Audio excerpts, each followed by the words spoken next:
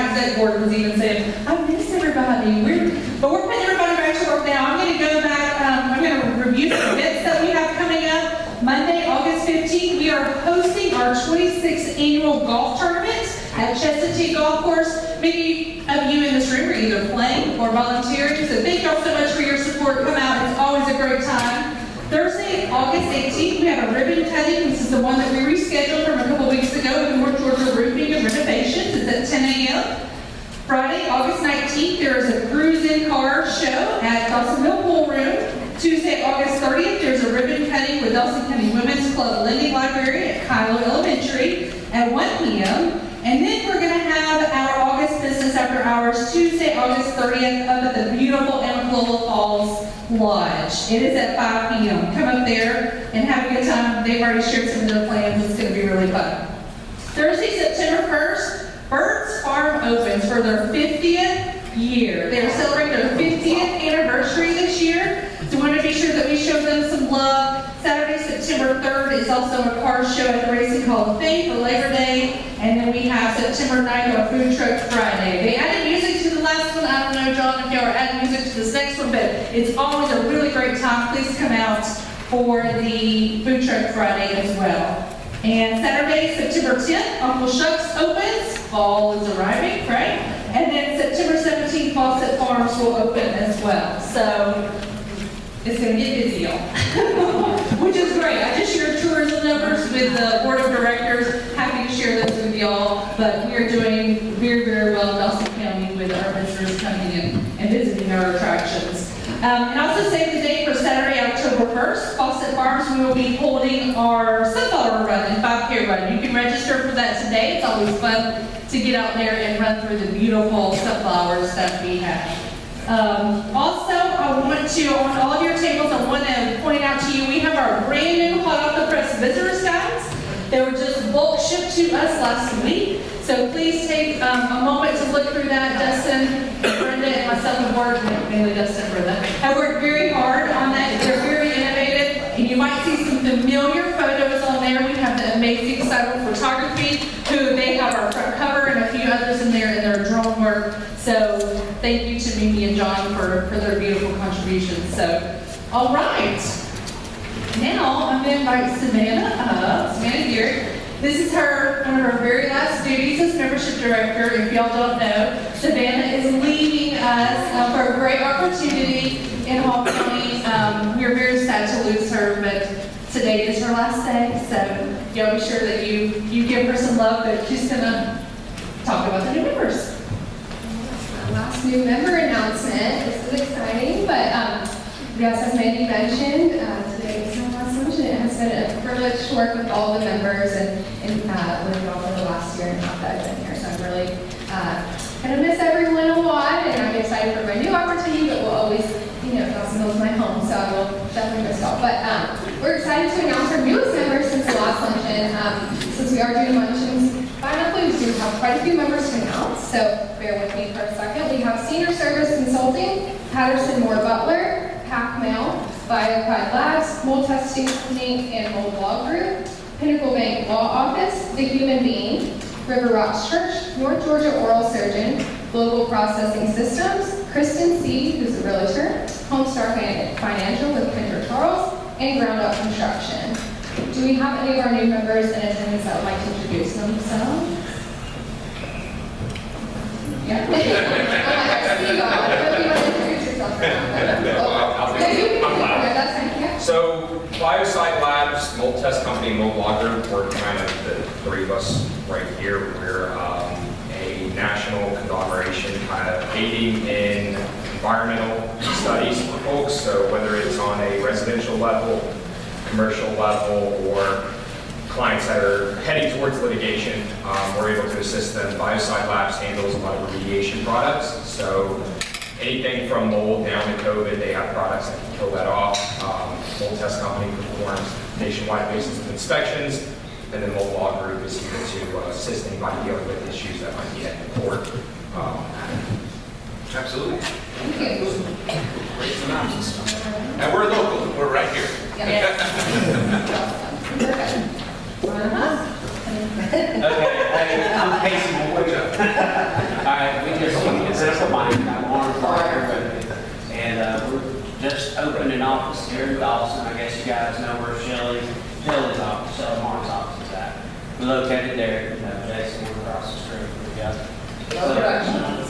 Those are skin. So yeah, eventually we'll expand. We're expanding down 400. We just got expanded about 7 million in Gainesville, down there as well. So that's it. Thank you. And Lauren is actually going to be in our new Leadership Dawson class that we're kicking off, so we're excited about that. Thank you. All right.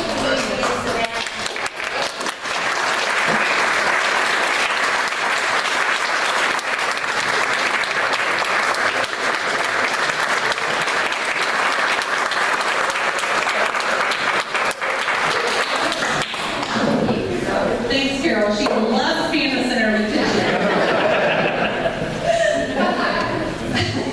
It is my privilege now to introduce our speaker today. She is no stranger to Dawson County. I would say I made the joke during the board meeting that I have seen and met with the superintendent and met with Nicole more than I ever met with Damon, because she is just always open for new ideas, and I'm very excited to have her here in Dawson County with us. But Ms. LeCave has been a part of Dawson County school system for going on 25 years. 14 of those have been in a leadership capacity. She, at both the building and the system level, she has led teams of teachers, administrators, support staff, and high levels of academic success, and has led initiatives that have contributed to the school system's growth. During her tenure, Dawson County Schools has been in the top 10% of the College and Career Performance Index.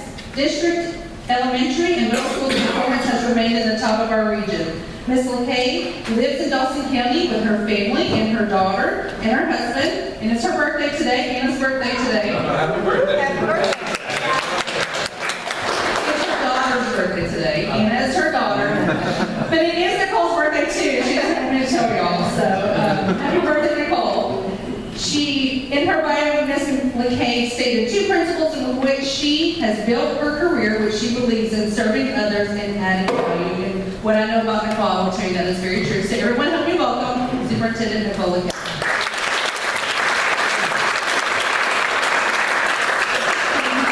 Good afternoon. I am honored to be here today, and I am certainly humbled and honored to have been named the superintendent of Dawson County Schools. As Mandy said, this is my 25th year here in Dawson County. I started student teaching back in 1997 at what is now the Linear Tech building, but then it was the old Ag Barn, and I started in the Connections department there. I have been truly blessed to be here, and I have enjoyed being a part of the growth that has brought in Dawson County. What I would like to do today is I'd like to give you just a snapshot of what the school district looks like today, and also talk to you a little bit about our strategic plan. The district wrote a strategic plan back in 2020, and we are going to stay true to that strategic plan. Many of you in this room sat on the committees when we wrote that strategic plan, so I wasn't sure when the last time was that we were updated on the goals for the school district, and because I was a part of those goals, still believe in those goals, and believe that they're going to impact our students in a positive way, I'm not going to change any of that coming in. I also felt like it was really important for us to stay true to our strategic plan because we've had a difficult 2 years, as most of you all have, with COVID, and we did not want to put any major new initiatives on our teachers. But our whole premise is Dawson County is small. We love Dawson County's school system being small. We love the family community that's in our schools. And we have coined this One Dawson, which has really taken off over the last couple of years. And my first goal, apart from the safety of our staff and students, is to foster that One Dawson culture. So I want to talk to you a little bit about that today as well. I do want to correct me just for a second in my bio. Did I write that? I'm not sure. I don't live in Dawson County. I live right on Dawson County line. I do have 5 children, and I have 4 adult sons, 2 with special needs. I have 6 children, including my husband. And if any of you know him, you will know what I'm talking about. He is a retired Marine Corps. He spent 27 years in the United States Marine, retired in 2012 as a major, and he is a big kid. So I always count him in my kid count. My daughter's graduating, will graduate in 2 years from Dawson County High School, started over at Robinson Elementary, has had a great experience. So when I talk to you about our school district's goals and what we want to accomplish, I'm not only coming at that from the superintendent's role, but I'm coming at that from the parent's role as well, because I always want to remember the needs that parents have. I have a lot of concerns about my own child. I try to keep that in mind in our decision making, and also trying to keep our teachers in mind. I never want to forget what it was like to be in the classroom. It's been a while since I've been in the classroom, but I do seek a lot of feedback from our teachers, and we'll continue to do that as well. As I'm going through this, if you have questions, you can throw your hand up. Everyone except for Brooke, he's sitting at that front table for a reason. He's going to be on his best behavior today. He's the student. Any questions that you all want to get into, I'll be happy to answer any questions. I want to take just a minute to also remind you that the district has gone through Cognia accreditation. This is the former Advanced Ed or SACS accreditation that many of you are familiar with. We did that in 2020 and received glowing reviews for that. This is the vision for our school district that our school stakeholders, our business community, our parents, and also our post-secondary partners redid 2 years ago to be an exemplary school district for students for success. We also looked at our mission for the school district, maybe faster than the computer. And our mission is to provide quality instruction and student support that results in preparedness for college, career, and life. And I hope that as I go throughout this presentation, update you on our strategic plan, you will see the district's efforts to make sure that our students have opportunities presented to them. We don't want being small in Dawson County to limit the opportunities that our students have. We've been working on that for the last couple of years. Up in the right-hand corner of this screen, you see Dawson County's learning framework. This has been about a year and a half in the making, and is being officially rolled out in the schools this year. But this is a way for our administrators and teachers to find common language when we're talking about the teaching and learning of our students. So this allows our administrators to make sure they're providing the right support, providing the right feedback to our teachers, and then we're talking about teaching and learning in our classrooms. We're all talking about these 4 quadrants. The next slide we have up here we did during our strategic plan also are our commitments. These are our promises to our students. I still remember the day that we were in a room. There was like 110 people there, and someone from the community stood up and said, "Could y'all please rewrite those because nobody knows what they mean." We had 8 commitments, and we couldn't even define them ourselves. And they've been in place for a really long time. We now have 5. They're crystal clear and easy for everybody to understand. And these are the commitments that guide the work that we do. So when we're looking at our strategic plan, our yearly plans in our schools, we're always asking ourselves, what are we doing to stay true to the commitments that our community said was important, our parents said were important, that our stakeholders in the school said were important to us. On a side note, we always have graduation at the top. That is our end goal. And I am very happy to present, I know Dr. Gibbs always shared this with you all, we do maintain a 5-year average of a 96% graduation rate, which is the top of our recent district. We don't have our official numbers for this past school year, but we do know that we're going to be at 96% or better. So we're very, very proud of that. We put in place a lot of things to get our kids across that finish line at graduation, and we're super proud of that rate. Our motto, believe it or not, this was the hardest thing that was to agree upon whenever we did our strategic plan. Our old motto in the district, which had been that way as long as I've been here, which is 25 years, was pursuing excellence for all. So when we did our strategic planning process, they said, you know what, we need to change the motto too, it's out of date. And I was like, okay, that's about like saying we're going to change our logo. But we did, and the group came up with, and after a lot of feedback, month of feedback, we came up with One Dawson Excellence together. So I talked just a little bit about One Dawson because we've been working on that for years, and we do coin that around just being trustworthy, transparent, and collaborative. And we're doing a really good job of that. When people recognize our One Dawson efforts, they can define it.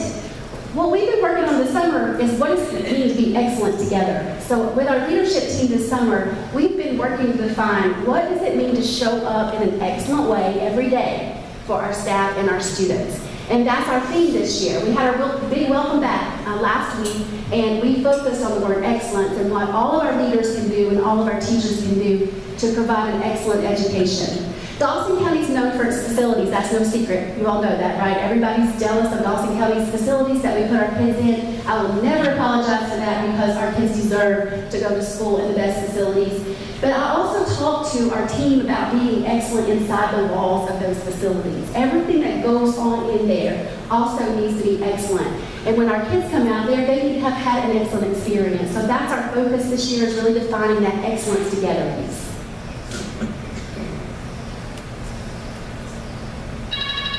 We talked a lot about this one Dawson culture at the board meeting a little while ago. Someone asked me, how long do you think we can keep our one Dawson culture? And I say, as long as we can all partner together, we will have that culture. We're better able to serve our kids when our community partners, when our parents partner, when our school district partners with the community as well. So this is my, as I said before, apart from safety, my number one goal as a superintendent is to make sure that we are opening the doors for people to be involved in our school district, to be honest with us, give us honest feedback, so that we can do the right things for our students. And this will be our focus as we move forward. You get asked a lot of why. When we were doing the strategic planning process, we had an outside agency come in, and they spent days talking about what's your why. In education, you have to be able to find your why. Okay? So I'll make it very simple for our staff. This is our why. We have 3,941 of them that come through the door every day. That's why enough. And if that's not your why, then we need to be having a different conversation. So this is the school district's why. We're here to serve students, period. To meet all of their academic needs, their social and emotional needs. That's what public schools do, and Dawson County does a great job of that.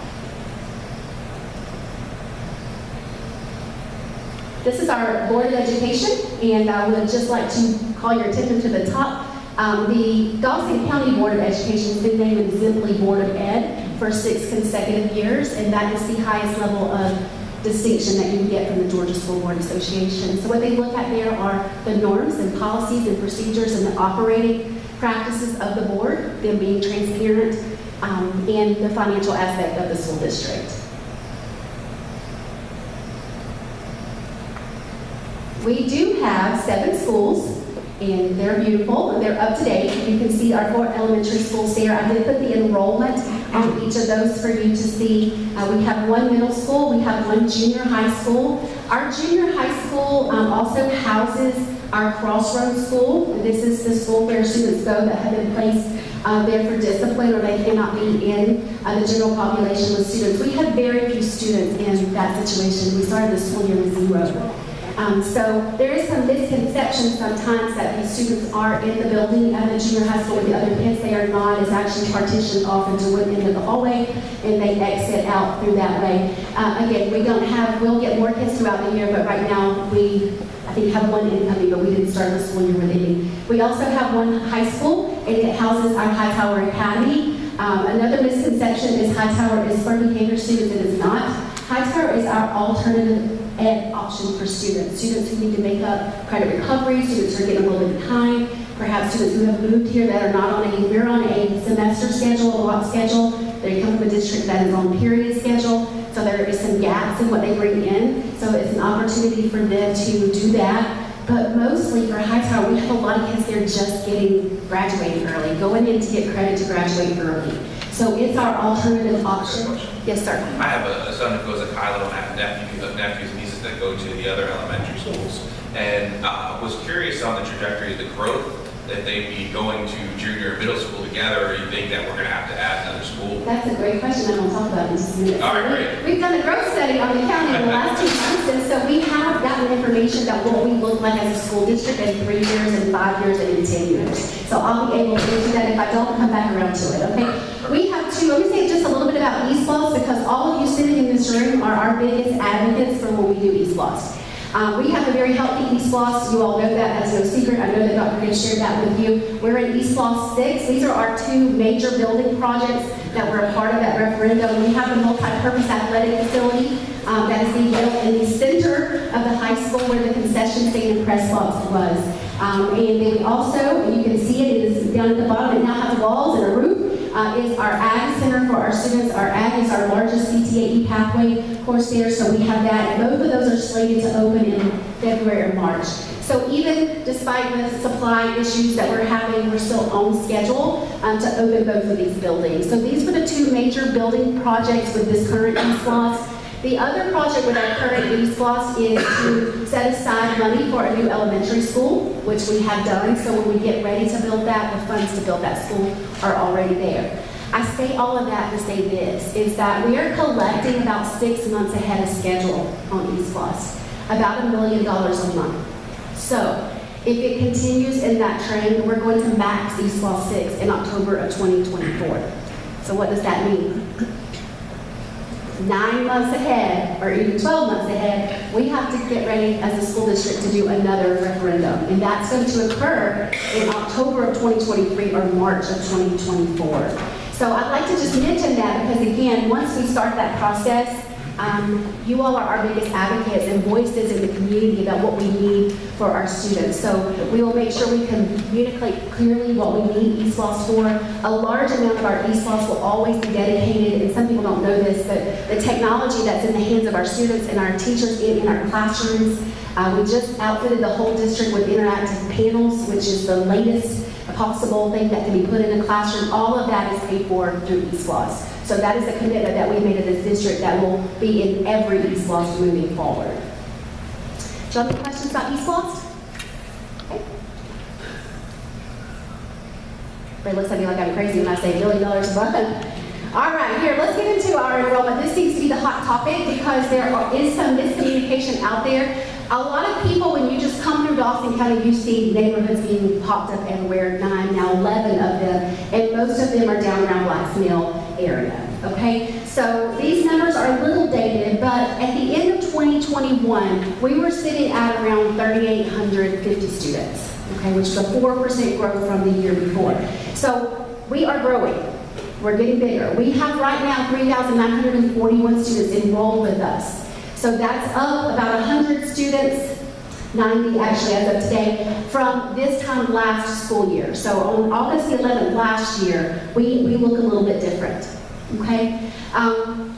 We're up 180 from day 5 of last year, which is exactly this point in time. So we had a firm come in and do a study on the growth in Dawson County. So they looked at the census data, and they looked at all these new neighborhoods that are popping up, their max capacity, and they looked at over time when those neighborhoods would be full.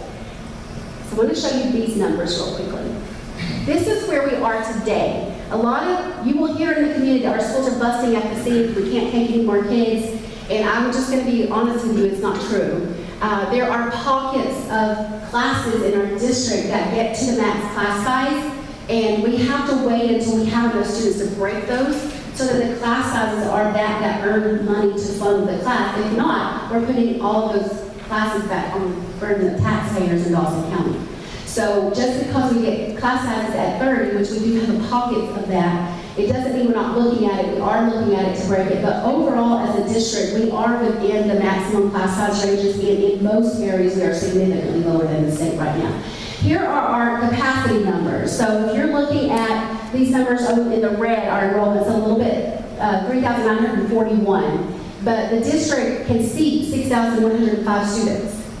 Now, if you walk into our buildings, you're not going to see that because the classrooms have been taken over with all these fun rooms. You know, meditation rooms for teachers, coffee rooms, all kinds of rooms. But if the space is used for what it was intended for, we can seat 6,105 students, okay? Our fastest growing elementary school is Blacks Mill. You can see that. They're right down in the middle where all the neighborhoods are coming up. But even Blacks Mill has the capacity that can take about 180 more students. So kind of put that in perspective. We got 180 for the whole district in 1 year. So what we will be looking at in 3 to 5 years are 2 things. If we value small schools, and we want to keep it that way, we have the option to open another elementary school and rezone our kids and even out the numbers. We can do that. We will have to be looking at that in 3 years. If we don't want to do that, and we want to push these numbers up a little bit higher, then we simply look at rezoning our schools. Because Riverview and Robinson and Kylo have a lot more seats than Blacks Mill. That's what I was going to say. I was sorry to interrupt, but I was going to say that our vice president has a daughter just went to Blacks Mill, and he lives literally right next to me, and my son goes to Kylo, so I'm like, it's so interesting where the lines are, because I know Kylo has room. They do have room. Yeah, they definitely have room. And I love Kylo, by the way, it's a great school. But yeah, so that's what I was going to mention, maybe degree district could help that too. So if start making that decision for elementary school. Our middle school, junior high, and high school, their capacity is 10 years out. Unless we get an influx that we are not anticipating. We just added that connections wing over at the middle school, so we added additional seats. They have 565 students today, they can seat 900 kids. So that means we have to grow that many kids in that particular grade level. So in the projections that we looked at for our middle school, junior high, and high school, because we have so much capacity, we're not looking at building a new middle school, a new junior high school, or splitting back to 2 middle schools. And we are definitely not looking at building a high school under my tenure. So I have to level up. We're going to level up. But that's one quick way to divide a community is to have a second high school. And there's no need for that right now, especially with all the other seats that we'll have for kids in our Ag Center. We have a JROTC facility, we have a PAC, we also have a Career Academy. So those have all provided seating space and classroom space, and we are in great shape to grow that campus. So we're not looking at additional there. Okay? Anything else I can answer about enrollment? So as in your junior high number, obviously that's the closest number. Yes. So would you think about telling me the junior high is? So yes, so in the plan is exactly what we did at the middle school. So at the middle school, they finished out and extended and made a connections wing. So they basically moved their band and choral programs and all. And in that move, they added about 11 classrooms.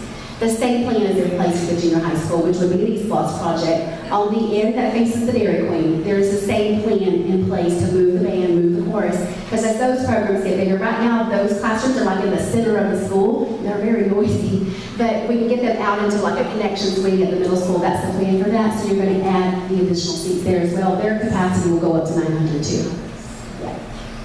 With planning and development, are these numbers taken into consideration when they're approving or disapproving future development of neighborhoods?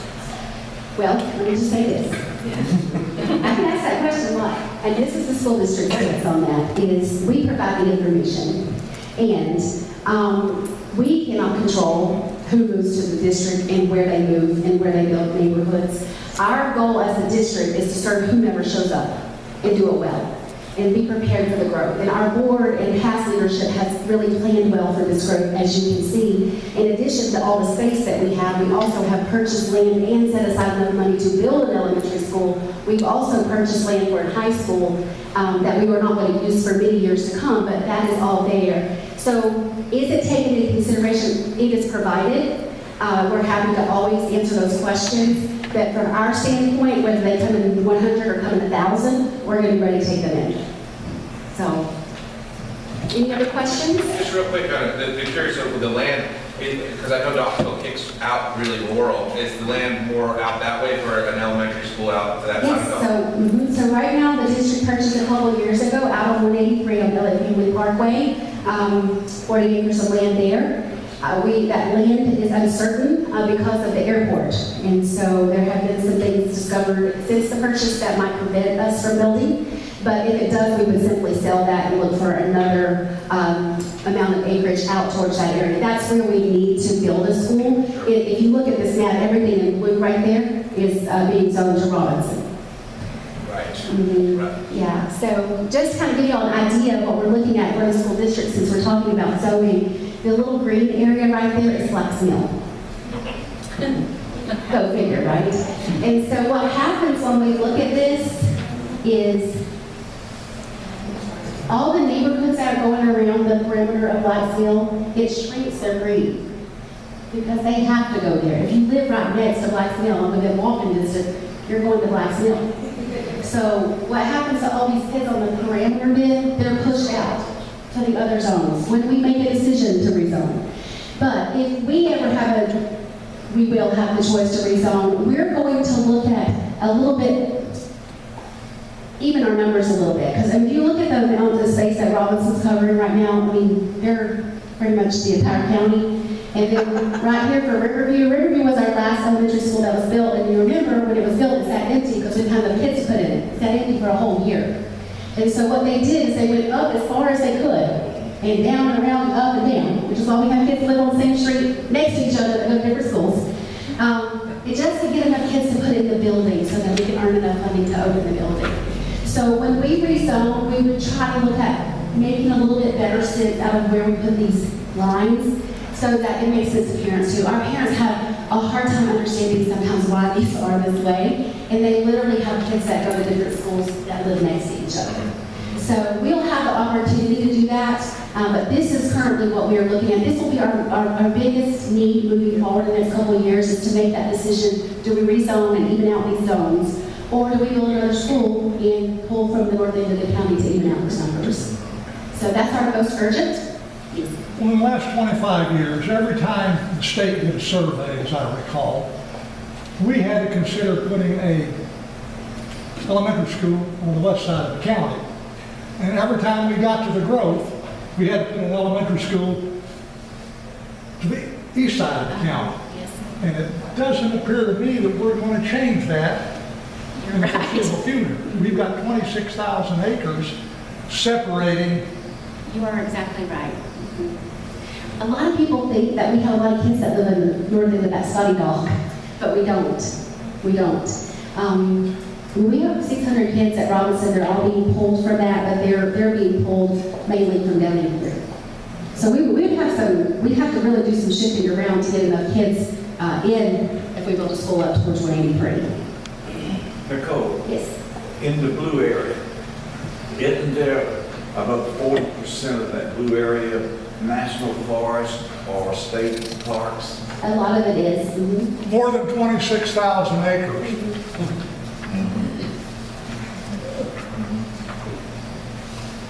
So we're in a little unique situation. The positive thing is that we have room for the kids that are coming, and we have a plan to accommodate the growth that's coming.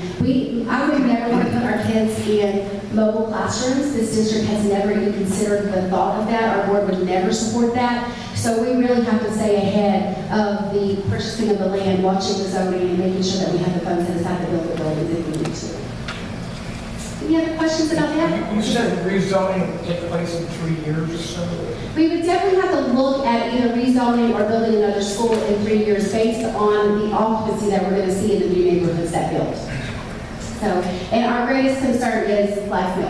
And they're on the main road there. It's going to create a lot of traffic issues. We're already kind of seeing that. So we're going to work on some short-term plans for their car rider line because it's going to grow. They don't have a lot of space there. We also don't own a lot of land around the school.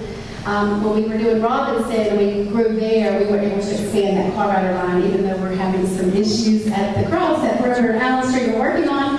But we had some space to actually extend that car rider line. We don't have that flexibility at Black's Mill. So the traffic also will depend on when we start looking at this as well. Thank y'all for the questions. Any others? All right, let's go through this quickly. I know I'm probably going to go over time here. Just real quickly, this is the demographic of the students that we serve. Go back on there. Tiffany, if this starts down road, I'm going to let you do it. Okay, this is the socioeconomic data of our student. It changes yearly. I just want to point out a couple of things. Our district is still primarily white. We are experiencing a growth in our Hispanic population, which you can see there on that pie chart. What I wanted to show you up here is this is always of particular interest to people, which is our socioeconomic, which people refer to as our free and reduced lunch rates. And we have been under a waiver from the federal government since COVID, so we haven't been really collecting free and reduced forms because everybody's been eating free. Well, that changed this year, and we're not eating free, so we're collecting these forms again. But our last official number, our last official count was in 2020, and our district was 45% free and reduced. So it's been in that range since about 2010, 40 to 45%. Before, in 2008, it was at 53%. So it's actually trending down a little bit. We will have an updated number fall of this school year so we can kind of see where we are. And I'll bring that and share that with you all. But that number defines a lot of things in our school district, not just funding that we get from the school district, but it also tells us a lot about the families that we're serving in our community. And we're reaching 45 and 50% families that are qualifying for free and reduced lunch. So we're excited to see what that number looks like. If I had to guess, I would say that it would still be, it would not be under 40.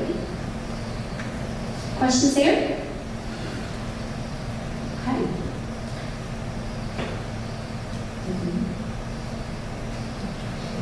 clicker does not like me. I'm gonna let y'all just click through. Do you mind? Okay. All right, so whereas most people are just starting their budget season, the school district is finished with their budgeting season as of this week. So I wanted to just real quickly talk to you about this because, again, you all are our biggest advocates in the community when it comes to supporting what we're trying to do in the school district. This was the budget that was approved for FY23, so this is our initial FY23 budget. And those of you that are not familiar, there is a process that starts back in February with the school district, so we work through the summer and the final approval comes in July. So what we do is we collect what is it going to take for us to be able to serve our students for the next school year, considering what we earn from the state, considering what we're pulling in from taxes locally, and then any other money that we're getting federally. So what I want to point out about this slide real quickly is this ending fund balance, because it creates a lot of conversation. It is higher than it normally is. So we normally try to hit that number around 11 or 12. Why? When we look at ending fund balance, we look at two goals. Number one, we have to have $7 million to get us through next school year when we open to pay personnel. 90% of our budget is our people. So we need $7 million to get from August to December until all of our state revenue starts coming in. All right, so that's $7 million of it. The other that we look for is the rainy day fund. If something goes wrong and we don't get the money that we're anticipating from the state. So we actually like to keep this number around 11 or 12. This year, it is closer to 14 for a couple of reasons. Because, number one, we are hiring staff to serve the 180 kids that we got, and we're not earning money for those kids until this year. So we're having to play the gap a little bit until we actually earn state money for those. The other is that our special ed population in this district is continuing to grow. And I want to put it in perspective for you. We're a member of Pioneer Reset's 15 school districts in the Northeast Georgia area. We're very similar demographic, free and reduced. Dawson County is going to hit 20% exceptional students this year.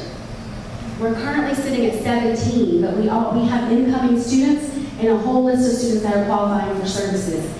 The average in our research is 11%. So I share that because that impacts our budget greatly. A lot of the students that we have in our special needs program some of them require one teacher, one para to one child. And so our most severe and profound students are housed at Riverview, and then we have programs at each of our middle, high school, and junior high. But in a lot of those classrooms, we have a 1-to-3 ratio to meet the needs of those students. So as that number grows, and we don't always know that there's kids are coming during the year, we have to have some level of, we call it padding, to be able to serve those students. We've also we've included 10 growth positions in the budget. We've added 13 positions in order to serve the needs of the students this school year. But the most concerning thing that we were worried about in this number is the cost of food and to feed our students. It took us 6 months to secure a food bidder for this school year, which never happens in education. We did secure food for our students, but the cost of it is staggering. And so we had to make sure that we put enough money in the budget to be able to feed our students breakfast and lunch every day, which is why this number at that ending fund balance is a little bit higher than we would normally anticipate. Questions about that? This budget that we just saw includes these things. The governor put in the budget $2,000 pay increase for all certified teachers, but it's not exactly the way you think. So they fully fund every earned position. Okay, so remember, we're small, right? And we have full staffs at all of our small elementary schools. We are not earning state funding for all of our teachers and all of our administrators, all of our nurses and all of our counselors because we're not big enough. So all of that is picked up locally. So to kind of give you a picture, we are 60-40. We are 60% of our budget is funded locally by our community. 40% is from state revenues that we earn through PPE. This raise will cost the district about $600,000 because we are not all fully funded. So when it says fully funded, it's fully earned when it's funded. So if you earned 22 teachers in your building, you get money from the state for 22 teachers, but you may have 40 teachers in that building to meet the needs of the kids. The county is picking up those other teachers. Does that make sense? Okay, so this $2,000 check, I will always advocate for raises for teachers so they deserve it, but that is included in the budget. Pay increases adjusted for our classified staff. We look at our reset every year to make sure that we're paying our cafeteria, custodian, bus drivers, everything that's competitive. And I will tell you that all of our positions are at the top of the reset and very competitive. We added 10, now 13 teaching instructional positions to our budget. We did propose and approve a millage rate from 15 to 14.2, which I'll talk about in just a minute. We increased our pay for substitutes because we can't get them. So we have to be competitive. We have districts surrounding us that are paying them $30 more an hour than Dawson County. So we increased that amount, and hopefully that's going to help with any kind of substitute shortages that we have. We added additional staff and transportation because we needed it. For us to add a bus route in a district this small is huge. We added 2 new bus routes this year, one to Blacksmill, thank goodness, because they had 78 kids on the bus. So we added there, but in order to do that, we also have to have additional staff. All right, increased cost of fuel, food, and supplies, and we just talked about that. So all of those things were considered for that FY23 budget. Sorry, Judy. Sorry, work. You can go back. So the end of our budget cycle includes the millage. And so we just approved this week. I want to talk to you real quickly about this is the 9-year history of the millage. And because the school district did not propose to go to the rollback rate, which was 13.3, we chose to go to 14.2. We had to have the 3 public hearings advertised and open up for public comment. So we've gone through that process, but I will say again that this 14.2 was necessary in order to get us to the ending fund balance that we needed for the school year. So the board has held our millage rate pretty steady. They were able to decrease it last school year, and this year we made every effort to decrease it down to the amount where we felt comfortable doing it. Okay. These are surrounding counties, so this is 22 millage rate that funds the 23 budget. Okay, you will see that Dawson County is right here in the middle. Actually, I think Pickens is going to come in at 14.7, but they don't do theirs until September. Not sure why. But so we're on the low end when you look at counties that are surrounding us. Do you have any questions? Everybody always asks, what is going on in Fannin County? Fannin County is wealthy, land wealthy. They also have a huge ending fund balance in reserve. That is a community thing. If you're okay sitting with $50 million in your ending fund balance and answering to your community, I am not okay with that. So we will try to stay with what we need to open our school doors for our students and our staff. But that is impacted by their ending fund balance. So factoring in all the new rooftops or all the development that's going on helps to certainly lower that mill rate? Well, all of our building projects are paid for out of different money, East-West. So that is not from general fund. So every building you see stood up in this county, every piece of technology, every improvement to our building, whether new roof, new HVAC, new stuff in our cafeterias, every bit of that is through East-West. And we have a healthy East-West. Everybody's so jealous of East-West, Dawson County. Every time we go there, oh, there's Dawson County. They have more money than they know what to do with. But what I can say is that we're very fortunate because that is not true in other districts. But all of that can be paid for. What cannot be paid for is personnel, and it's 90% of our general budget. I have a good question. As far as the funding on the federal, you were talking about what's funded with the county. If the federal funds you more, are you more under their kind of thumb about what you teach in the schools? You are not under their thumb about what we teach in the schools. We teach the Georgia Standards of Excellence, and we make that very clear to our staff. What you are under is a lot more paperwork and proof of how you use the money.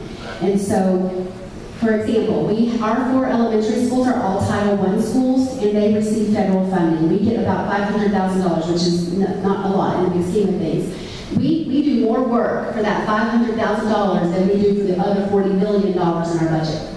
So it's a lot of red tape.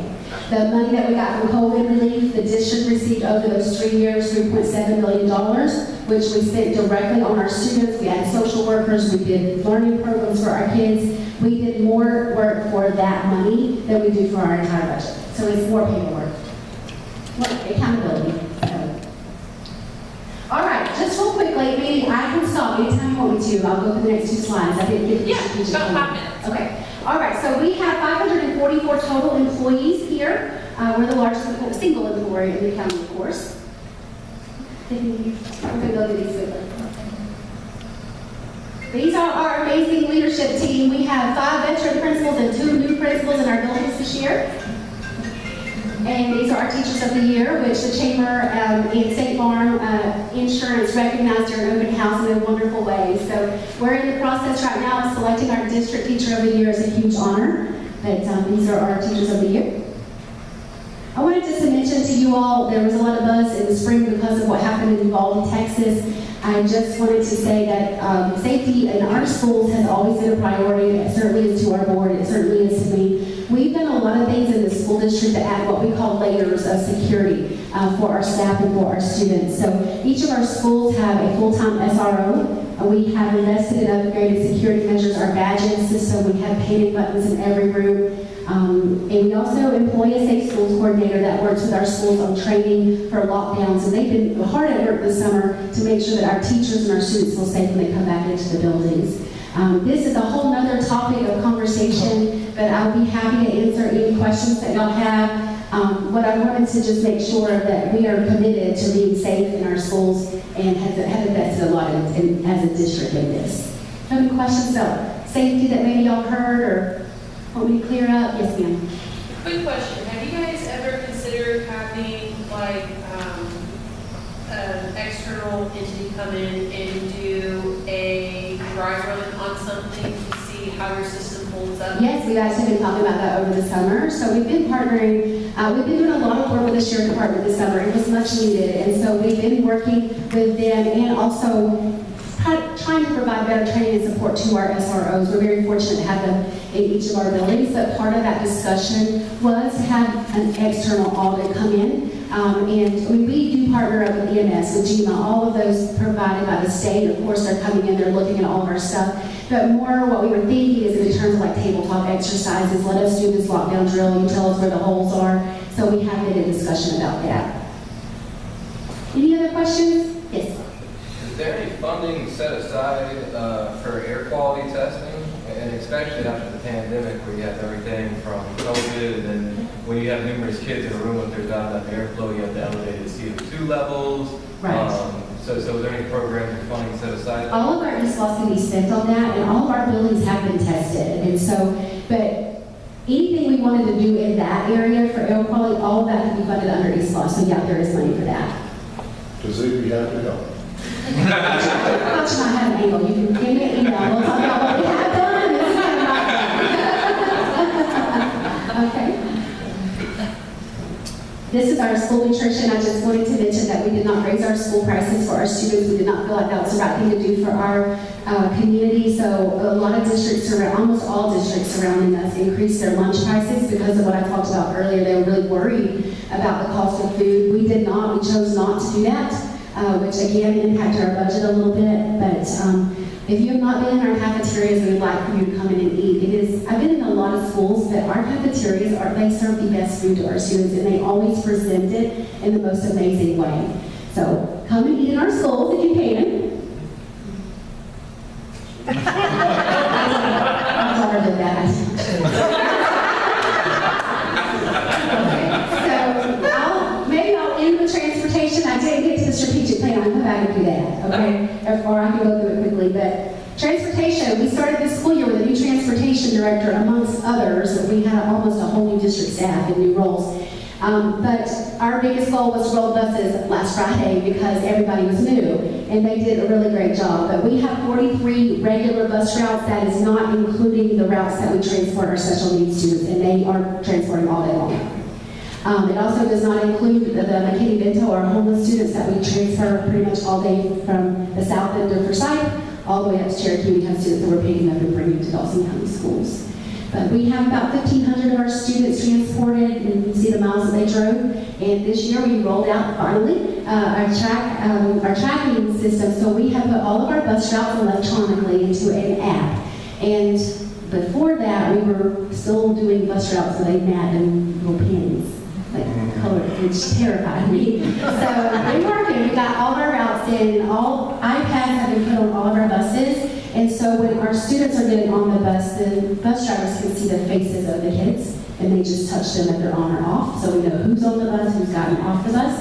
They're also able to do their pre-check-ins, that they do all their safety checks before they roll the buses, and then when they end the route, they check in. So it's all electronic. We can see where they are, we can see what they've done. And the next part of that will happen this school year, they're working on it now, is an app that you'll be able to download as a parent or community member to see the bus is and what time it's going to come to your house, if it is going to be late, or you just nosy and want to know where your kid is all the time like I am. So, yes. You said community members can download the app to see where the buses are. Shouldn't something like that be private so that only parents can see where it's at? You can't see the children that are on the bus, so they're basically just seeing which route comes, like bus 545 starts this route at this time, 6:30 in the morning, and they're done at 3:30 or 4:30, whether they're actually en route or not. So it's not going to, if you're not a parent, the parent would have different access. If you're not a parent, you wouldn't see like the homes or who was getting off at the homes or anything like that. Okay. Yeah. So basically, in general, it'd be like if somebody moves to the community, they want to know what's my bus number, what time's the bus come, what time's it going to drop off. They could use that app to find out those things. When you become enrolled in a school district, you have different access to be able to look to see where your child is and when it's dropped off. So that's this year's project as far as the app goes. What's next up there? All right, Andy, you want me to stop now? I'll come back and do the rest because we're already over. So let me just say this about our strategic plan. We have 4 buckets of work on the strategic plan. One of them is academic achievement of our students. And we've been watching real closely the numbers in our testing, that because we've been out for COVID, although Dawson County did a great job of bringing our kids back to school. But what I wanted to share with you all is that when we looked at our testing data last year, we're really looking at the kids reading on grade level because it's a huge indicator of their success going up through the grade levels and going to college or to work. So what I wanted to share that I'm very proud of is that we did not lose ground as a district on our students that are reading at or above grade level in 3rd grade and higher. So we've seen a lot of increase, and we're very, very proud of that because we had a lot of kids coming in and out, a lot of kids online, even though we were in school face-to-face, but we did not go backward in the reading and the teaching of literacy, which I'm very, very proud of. The second bucket of work there is all about social emotional learning and really reading the emotional needs. We have a lot of kids in our county that live in crisis, and they're dealing with a lot of things that you could not imagine. And so part of our strategic plan and part of what our community told us is you got to put some supports in place for these kids, and we are working on that as well. These are the 2 buckets of work here that impact our students, but overall what we wanted to see is an increase in dual enrollment, which we have seen in the past 2 years. We wanted to see increasing work-based learning, which has, Christy can substantiate this, which has gone through the roof. We also wanted to see an increase in our number of students that are involved in advanced placement. And when I say that, we don't want to be limiting to our students because we're small. We want to provide families with options. We don't want to just say we're small, so we're just going to do AP. We want all those options available. And what I will say to you as part of this plan, because you all told us it was important, the district is making great strides in all 3 of those areas. So no matter if our kids are going to college, or if they're going straight to work, or they're going to technical school, we are seeing the support and the opportunities for them in school that gives them the experiences they need to be successful when they go out. So Christy Moore's with us here today. She's our work-based learning coordinator, and I know y'all know she's doing an amazing job. Thank you. Okay, do y'all have, I would stop there. This is a long presentation. I'll ask any questions that y'all have for me that I can answer. Would you repeat again what you said about substitute teachers? Yes. The pay? Yes. We increased the pay for substitute teachers to be competitive. We cannot pay as much as for Side County schools. We will just tell you that right now. There is no way for us to do that. Their tax base, their budget is 10 times what ours is. But we can be competitive with the districts around us. So what we all did, we got with White, we got with Luncheon, we got with Hall, and we all agreed we're going to go to this amount. So whatever we had to increase to get to that amount, that way we're kind of at a level playing field when it comes to our substitute base. Got a little bit, it's going to get better. We haven't needed a lot of subs right now. We're only in day 5 of school, but I do think it's going to help us as far as people wanting to come and sub in our schools. Anything else? Okay, there's a couple things on your table I left for you, but if I can be of any help to you in any way, please let me know. Again, I'll stick around if you have any questions, okay? Thank you.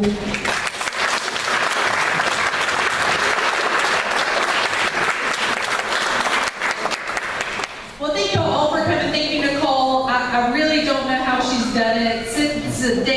announced as our new superintendent. I don't know when she sleeps. She's everywhere I am, and obviously all of these things,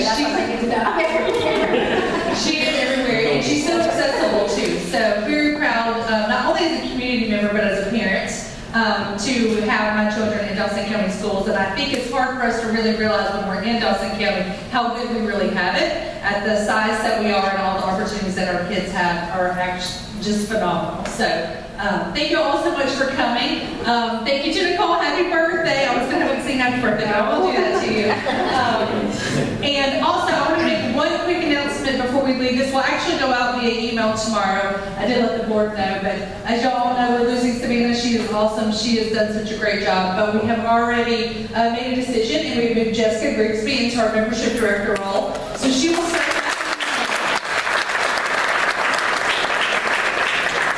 She will not miss a beat.